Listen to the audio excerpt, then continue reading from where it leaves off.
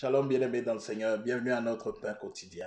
Aujourd'hui, nous sommes au jour 39 de notre cheminement. Donc oui, il nous reste une seule journée pour clôturer ce temps. Et je veux rendre gloire à Dieu. Et je me réjouis de vous retrouver aujourd'hui. Donc pour la continuité de notre cheminement toujours, le thème que nous donnons à la réflexion de ce jour, c'est tous pour un pour tous. Et cela nous mène dans l'évangile de Jean, au chapitre 11, les versets 45 à 57. En ces temps-là, beaucoup de Juifs qui étaient venus chez Marie, ayant vu ce que Jésus avait fait, mirent leur foi en lui. Mais quelques-uns d'entre eux s'en allèrent trouver les pharisiens pour leur dire ce que Jésus avait fait. Alors, les grands prêtres et les pharisiens rassemblèrent le Sanhédrin, donc le grand conseil, et dirent, « Qu'allons-nous faire? Car cet homme produit beaucoup de signes.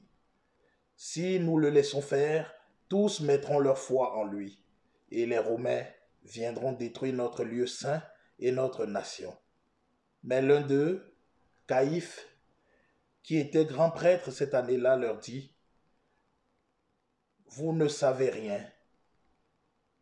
Vous ne vous rendez pas compte qu'il est avantageux pour vous qu'un seul homme meure pour le peuple et que la nation ne soit pas perdue tout entière? » Or, il ne disait pas cela de lui-même.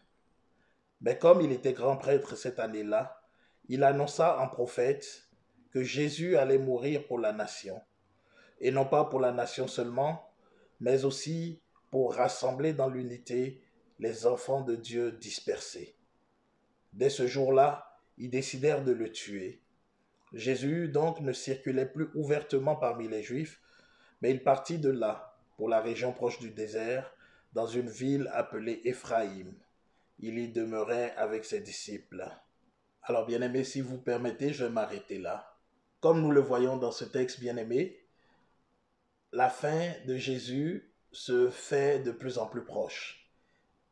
Il est question des pharisiens qui s'entretiennent avec leurs compères et qui se disent « Jésus fait beaucoup trop de signes. Jésus fait des signes de plus en plus épatants et les gens adhèrent de plus en plus à lui. Il est temps que nous puissions mettre fin à cela. » Il est dit que Caïphe, qui à l'époque était le grand prêtre, annonce en prophète ce message. Souvenons-nous que l'objectif de Caïphe n'était pas d'annoncer un prophète. L'objectif de Caïphe n'était pas de parler au nom de Dieu, n'était pas de donner un message prophétique. L'objectif de Caïphe, bien-aimé, était de chercher la paix, d'éviter qu'il y ait des divisions. Donc c'était une décision ou un objectif purement politique. Mais ceci étant, dans son zèle de pouvoir jouer la carte politique, Dieu l'utilise. Caïphe annonce, « Ne voyez-vous pas qu'il est préférable qu'un seul meure pour tous plutôt que de voir toute notre nation être perdue? » Caïphe annonce simplement quoi? Le plan et l'accomplissement du plan de Dieu. Ce qui est quoi? Qu'un seul homme vienne pour sauver l'humanité tout entière. Donc, un pour tous. Un seul être, une seule personne, un seul sacrifice pour le bien de toute la nation.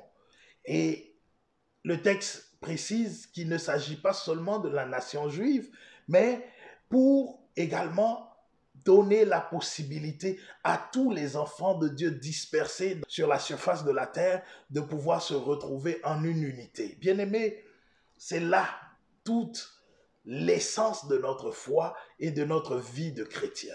Jean 3, verset 16.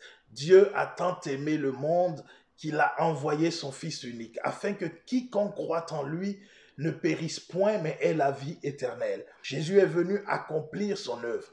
Quelques lignes plus tôt, qu'est-ce qu'il faisait? Il ordonnait à Lazare de sortir de son tombeau. Et pourtant, cela n'a pas suffi pour que les gens croient en lui. Au contraire, Jésus aurait pu utiliser ces signes, ces prodiges qu'il faisait pour pouvoir attirer les âmes à Dieu. Mais cela n'était pas dans le plan initial de Dieu. Le plan initial de Dieu, c'était que malgré tout ce qu'il faisait, qu'il aille au bout de son œuvre rédemptrice, pour que nous soyons sauvés, pour que nous aussi aujourd'hui, nous qui n'étions pas de la nation juive, nous qui n'étions pas là à l'époque, nous aussi, nous puissions entendre parler de ce message, de ce don unique pour tous qui vient changer la face de l'humanité. Alléluia. Nous avons compris que Dieu est capable d'utiliser une personne ayant une mentalité autre, ayant une idée autre, ayant une intention autre pour pouvoir faire advenir son règne, pour pouvoir manifester lui son plan et sa volonté. Bien-aimé, le message de Caïphe était une prophétie, nous dit la parole de Dieu.